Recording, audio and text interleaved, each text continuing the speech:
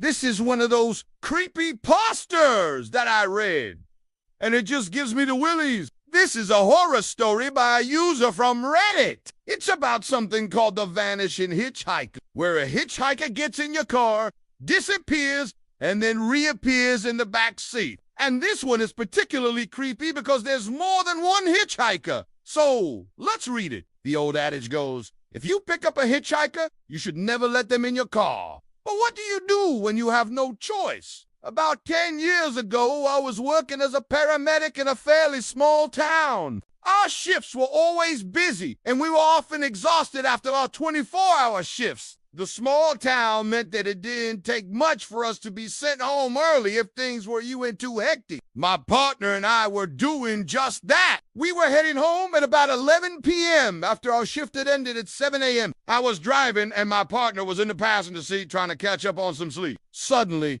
my partner jolted upright and asked me to pull over. They had just remembered that they had to drop something off at a friend's house that we had been visiting earlier in the evening. It was a pretty big favor, and I knew that they would feel really bad if they didn't go back and get it. There was nothing else going on at the moment, so I agreed. It was probably only 2 minutes down the road that we came across someone hitching a ride. My partner looked at me and raised their eyebrows, asking if I wanted to stop. I shook my head and continued driving. About 5 seconds later, another person stuck out their thumb. Now, normally, I wouldn't think twice about stopping, but I could tell that my partner needed this break, and I wasn't about to risk losing it.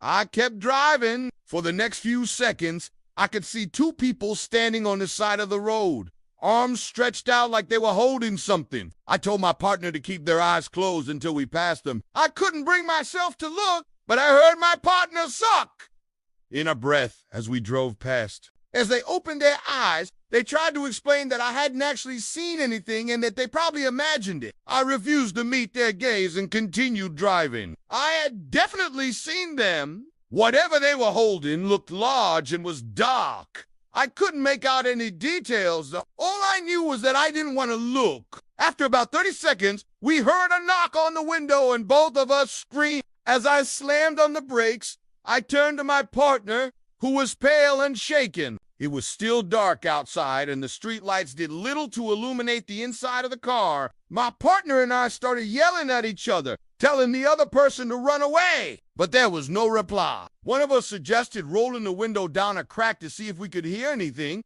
but neither of us could bring ourselves to do it. After what felt like an eternity, the knocking stopped and we were left in tense silence. We decided to drive the rest of the way to our friend S house with the doors locked and the windows wound up tight. When we got there, we threw the doors open and ran out of the car to get inside. My partner and I checked everywhere inside the house, but thankfully found no one. We told our friend what had happened and they let us stay until the sun came up. The whole time we kept expecting to hear screams or see shadows darting around the room. However, nothing ever happened. When the sun finally began to rise, we got in the car and drove home. We were both shaken and quiet until we got home. Once I had locked my front door, I went to my window to check outside. My neighbor had a long, narrow driveway that angled onto our street, and from my window, I could see down its lane. What I saw made me scream and collapse into a heap on the floor. Standing in my driveway were the two hitchhikers from last night. They were no longer dressed in the same clothes as the night before, but they were still holding the same thing. It was a large, dark shape, and they appeared to be arguing about it. Each time they seemed to come to a stalemate. One of them would raise the object higher above their head. It looked like a coffin. As the minutes ticked by, they kept looking in the direction of my house and exchanging uneasy glances. Eventually, one of them climbed into the back seat of my car. I watched in disbelief as the other stood by the open door for a few seconds before climbing in as well. They huddled together in the back seat and I could hear them talking. I don't know what they said, but their voices sounded strange, raspy, and hollow. They sat in the back seat for about half an hour before they started making strange motions towards the front seat. They began tapping on the middle seat as if beckoning someone to join them. I was frozen in fear, Not knowing what to do, one of them began banging on the seat impatiently, and I could hear muffled thumping sounds coming from the back seat. That's when I realized they weren't in the back seat. They were sitting in the middle of the front row. I must have been looking down when they got in. I must have stood there for a while, frozen in terror, because eventually they stopped banging on the seats and started pounding on the glass. As the first rays of sunlight crept over the horizon, the thumping from the back seat grew louder. Then I heard a scratching sound. The tapping became more frantic and a new voice joined in, speaking urgently. The voice was male, but it sounded distorted, like it was coming from behind a wall. Then I saw something that sent shivers down my spine. The driver's side window started fogging up. I stared in disbelief as the image of a hand slowly formed on the glass. It was a skeletal hand, bony fingers reaching towards me with fingernails that looked like curved hooks. The sight of it made me scramble backwards, tripping over my own feet. The scratching intensified, and the distorted voice started to scream, "Let me out! Let me out!" The tapping became violent, hammering on the glass. The two figures in the front seat swayed back and forth, and the smell of decay filled my nostrils. I stumbled backwards, knocking over a chair, and the tapping abruptly stopped. I peeked through the curtains, but I couldn't see anything. Maybe it was all a dream, just a vivid figment of my sleep-deprived imagination. Was it a trick of the light? A hallucination brought on by fatigue or something more sinister? Now, years have passed, but the memory of that day still lingers. A chilling reminder of the unsettling mysteries that sometimes lurk in the shadows. Every time I close my eyes, I see that skeletal hand reaching towards me, its icy touch sending a jolt of fear through my bones. The distorted voice echoes in my nightmares,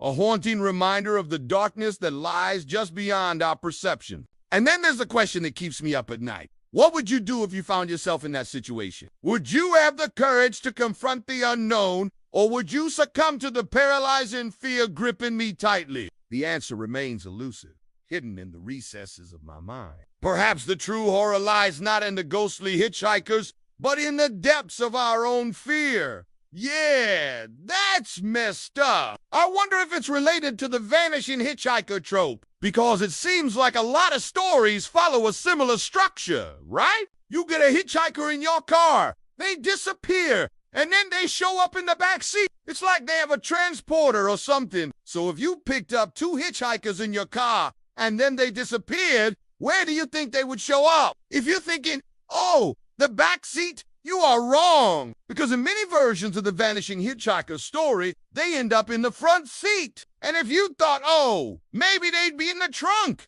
you're also wrong, because in many versions of the vanishing hitchhiker story, they end up there too. And if you thought, well, gee, it's a mystery, why not just look everywhere? You are also wrong, because in many versions of the vanishing hitchhiker story, it turns out they are everywhere and nowhere at the same time, like they're not actually in the car at all. And some versions are even weirder than that. Like in this version, the main character realizes that the hitchhiker is a ghost who's hitched a ride to heaven. Or how about this one, where the hitchhiker isn't actually a person at all, but the devil himself? And hey, if you like this story, why not check out my podcast, where I publish new episodes every week. Also, leave a like and a comment if you want to support the channel. And hey, here's another story you can listen to if you want.